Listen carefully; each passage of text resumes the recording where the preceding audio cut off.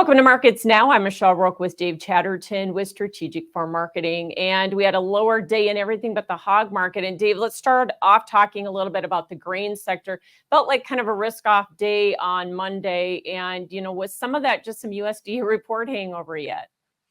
Yeah, I think, we had the weekend to kind of contemplate and analyze the USDA data. I think there was a lot of head scratching going on Thursday. And of course, we had a 3-day weekend that went through that. The biggest number, of course, was the acreage number. And not only did that corn acreage number come in lower than expected, but we also saw the USDA make somewhat of the unusual move, Michelle, of taking 6.3 million acres off the plant, the principal planted crop number, and saying that it was not going to get planted this year. And I think that was something the trade didn't necessarily expect. Typically, a move that large is a weather issue, it's a drought, it's a flood, it's a big prevent plant year, and none of those are the case, at least at the moment here this year. We have our fingers crossed, of course, that they won't be. But having looked at that and I had a little bit of time to reflect on the data, there's a pretty decent historical perspective for these numbers, these planted acreage numbers, I should say, to move quite a bit between the March report and the survey that we have in March, and then the final numbers that we have in June. The USDA indicated that the producer survey response rate to the March planting intention report was less than 45%. I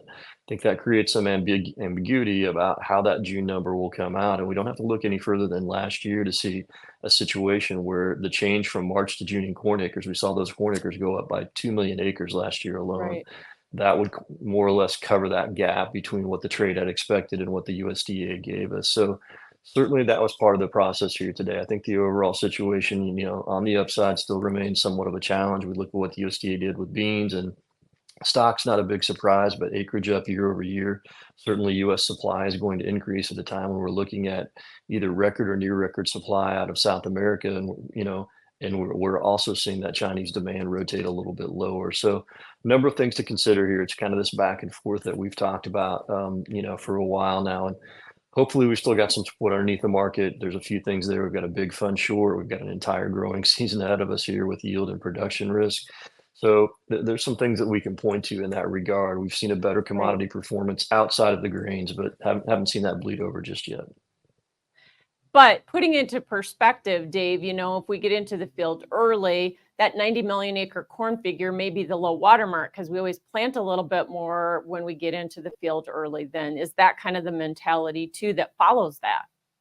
Yeah, I mean, that's certainly something that we're looking at here. I think you've got what the trade views as a favorable forecast here for the Midwest here in the next couple of weeks. It's a wetter Absolutely. forecast, but it's also a warm forecast. And getting the moisture in what's been a little bit of a dry stretch here is going to be seen as important for emergence and early crop health. But as you mentioned, I mean, we're getting in our part of the world. I had a few producers nosing around on some beans here this last weekend before the rains. And I think guys are ready to hit the go button here. And we've had an early Easter that gets people a little bit anxious here as we look forward. But if we get that warm stretch during the spring, once those corn planters start to roll, at least in our part of the country, they continue to do so. And I think, we can easily see corn acres probably bump up a little bit here versus what the USDA showed us on Thursday. Yeah.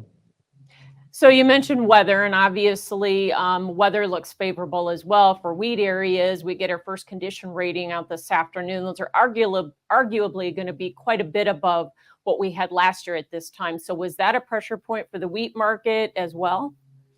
Yeah, not a lot good to be found on the wheat, on the fundamental side today. As you mentioned, the NASS report here expected to show crop conditions well above year ago in terms of the winter wheat conditions. We're looking at an improved moisture profile that, looking at these forecasts that will be helping that wheat complex or helping that wheat development, I should say.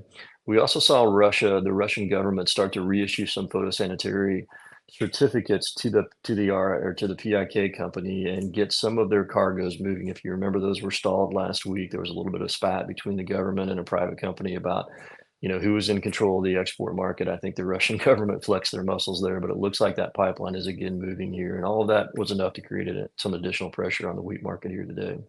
Yeah. Plus the fact that the dollar was higher didn't help wheat, did it? It did not. It's certainly lingering in the background there. There's a lot of angst and, going back and forth about a rate hike, when it's going to come, what it's going to do, what it will do for commodities. And as I mentioned, we've seen commodities like crude oil, like gold going to new all-time highs that have performed relatively well. We've seen other commodities that haven't. So, we're hopeful that some of that rotates over into the grain complex here sooner rather than later. Yeah. So the soybean market, I know the meal market was down pretty hard, corn was down. Was there any concern or risk off in this market just due to the HPAI cases and the spread now into humans and just overall thoughts that feed demand could be compromised? I think the short answer is yes, Michelle. It's always tough to quantify that exact, number or that, how much pressure there is accountable to that. But the story that broke late in the day, late in the session on Monday, we had a story from the Washington Post citing that a human, someone who had been in contact with dairy cattle in Texas had contracted the HVAC, or the evasion, the flu, from those cattle. Now the symptoms were very light. He had watery and runny eyes. Apparently not a big deal. The health authorities are still saying that the risk to the human, population or anything is very relatively pretty low, but the market is very sensitive to that. We saw a sharp sell-off in the beef complex, the Yeah. fats and the feeders both down sharply, and I think that translated into corn here at some, was part of the story anyway here for how corn ended the day. So what is your thought about the cattle market? How much lower do you think we're going to have to go to work in this fear? Because this was panic selling pretty much on Monday, wasn't it? It was, I think beyond that, I'd still be a little bit cautious trying to chase rallies here in the cattle at the moment. I think we're just in a time of year when Easter comes early as it did this year, we typically get a little bit of a lull here before we get the summer demand pickup.